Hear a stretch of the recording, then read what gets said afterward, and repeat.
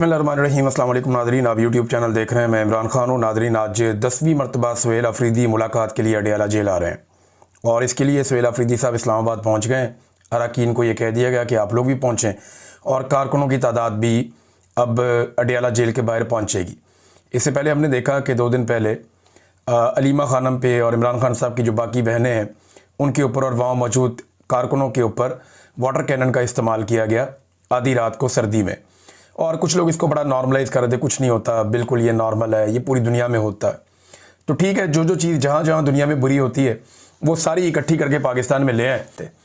अब ये जो जर्नलिस्ट इस किस्म के बयानियाँ बना रहे हैं ना कि कुछ भी नहीं होता, मैंने इनको छोटी छोटी बातों पे मातम करते हुए और चिल्लाते हुए देखा है। ये तत्ते तवे पे बैठ जाते थे जब ज़रा सा हल्की सी छींक भी नवाज शरीफ साहब को जेल में आ जाती थी। ये मियाँ साहब की ज़िंदगी की ज़मानत मांगते थे, ये अदालतों में जाकर गिड़गिड़ाते थे कि नवाज शरीफ साहब को खुदा के वास्ते हमारा नवाज शरीफ हमें वापस कर दो। ये काम ये लोग करते थे। लेकिन आज इन्होंने किबला अपना किसी और तरह का बदला हुआ है। इंसानी हकूक़ के मामलात में इन्हें फ़िक्र ही नहीं है इस बात की, इनका अपना मामला चलता रहना चाहिए। सुहेल अफरीदी साहब जो हैं वो आज 10वीं मरतबा आएंगे निज़ाम को नंगा करने के लिए।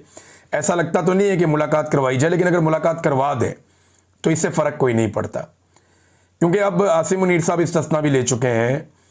आसिम मुनीर साहब अपने सारे मामलात कर चुके हैं, उन्हें ऐसा कोई ख़तरा भी नहीं है। और वो DGI-SPR की एक बड़ी दबंग किस्म की एक प्रेस कॉन्फ्रेंस भी करवा चुके हैं। तो अब मुलाकात होने दें, इससे कोई फ़र्क नहीं पड़ता। लेकिन मेरे ख्याल में ये ज़िद का मामला है, वरना इमरान खान की बीवी की तो मुलाकात कम से कम करवा देते, उनकी अहलिया की मुलाकात भी नहीं करवा रहे। बहरहाल सुहेल अफरीदी का और चंद और लोगों का नाम दिया गया है। वो आज 10वीं मरतबा इस निज़ाम के कपड़े उतारने आएंगे। तो निज़ाम जो है वो हर दफ़ा अपना एक कपड़ा खुद ही उतार के उनके कदमों में फेंक देता है। ये हालात हो गए हैं। और ये सियासतदान जो आज ये सारा माहौल इंजॉय कर रहे हैं ना, बिलावल समेत, बिलावल साहब कल दोबारा आए सामने। बिलावल जरदारी ने लाहौर के अंदर कुछ एक्टिविटीज़ की हैं और उसके बाद कहा जी PTI जो है दहशत गर्दों की तरह बिहेव करती है, तो इनके ऊपर पाबंदी लगनी चाहिए। बिलावल साहब, कराची में असला कौन बांटता था? आपका वज़ीर दाखिला। गैंग वॉर कौन करता था? पाकिस्तान पीपल्स पार्टी। अभी इंडिया ने एक मूवी भी बनाई है वो रहमान डकैत के ऊपर। ये किसका आदमी था? बेनज़ीर भुट्टो की गाड़ी चलाता था ना, याद है आपको?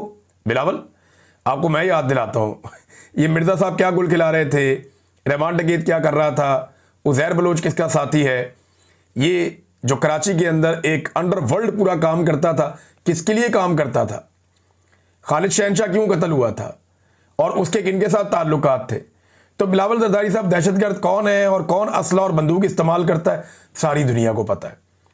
अल जुल्फ़िकार किसकी थी, ये भी सारी दुनिया को पता है। आप ही की